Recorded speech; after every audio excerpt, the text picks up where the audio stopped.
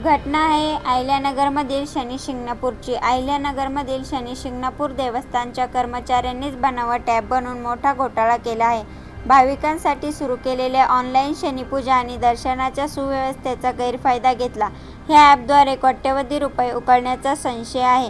शनी शिंगणापूर हे शनिदेवाचे जागृत देवस्थान असल्याचे मानले जाते। या गावात चोरी होत नाही, झाली तर चोरांवर शनीची अवकृपा होते असेही मानले जाते। म्हणूनच गावात घरांना एवढेच, काही सरकारी इमारती आणि बँकांनाही कडी-कुलपे नाहीत।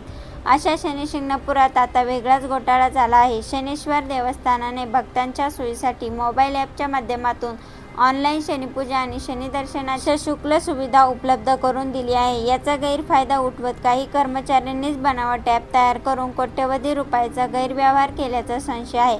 या प्रकरणी काँग्रेस आणि भाजपचे पदाधिकाऱ्यांनी पोलिसांकडे तक्रार केली आहे। माजी विश्वेश्वरय्यांनी तक्रार केली आहे। त्यानुसार आता यांची चौकशी सुरू झाली आहे। तर दुसरीकडे देवस्थानचे अधिकृत्य सुरू असलेली ही सुविधा बंद केल्याचे सांगण्यात येत आहे।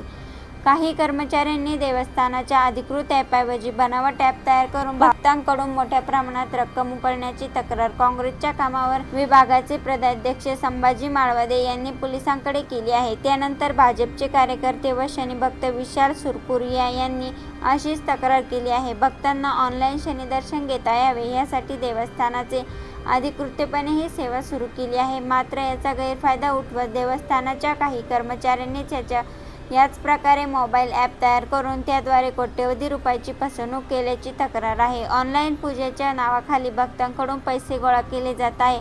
या बनावट ॲपवर 2 लाखाहून अधिक सदस्य नोंदणीकृत आहे।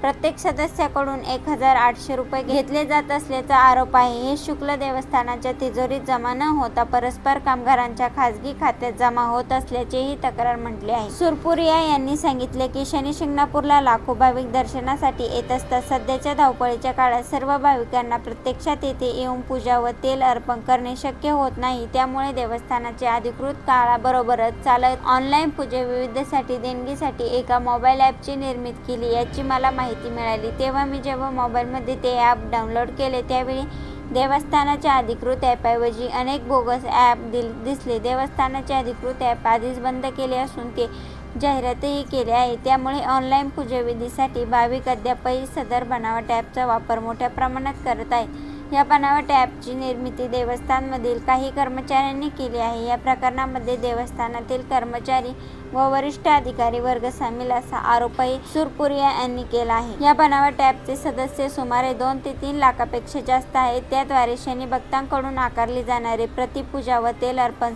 कोटीची रक्कम गृहीत धरल्यास कमीत कमी 400 ते 500 कोटी रुपयाची लूट या बोगस ॲपद्वारे झाल्याचे दिसून येत आहे। ही बनावट ॲप अद्यापही सुरू असल्याने भोळ्या बाबड्या भक्तांनाही लूटमार सुरूच आहे। त्यामुळे शनीश्वर देवस्थानाच्या नावाखाली खोटे व बोगस ॲपची निर्मिती करून आर्थिक लूट व अपहार झाल्याबद्दल देवस्थानामधील सर्व कर्मचारी व सर्व वरिष्ठ अधिकाऱ्यांना सखोल चौकशी करावी। तसेच सर्वांच्या संपत्तीची व मालमत्तेचीही चौकशी करून संबंधित ॲप निर्मितीमध्ये दोषी आढळलेल्या व्यक्तींविरुद्ध योग्य ती कायदेशीर कारवाई करून संबंधितांना कठोर शासन करावे अशी मागणी करण्यात आली आहे। ही घटना ऐकून याविषयी आपल्याला काय वाटतं? आपली प्रतिक्रिया नक्की कळवा। ह्या यूट्यूब चॅनलवरती पहिल्यांदा आला असेल तर चॅनलला सबस्क्राईब करून बेल आयकॉनवरती प्रेस करा। येणाऱ्या नवनवीन व्हिडिओचे नोटिफिकेशन मिळवा। धन्यवाद।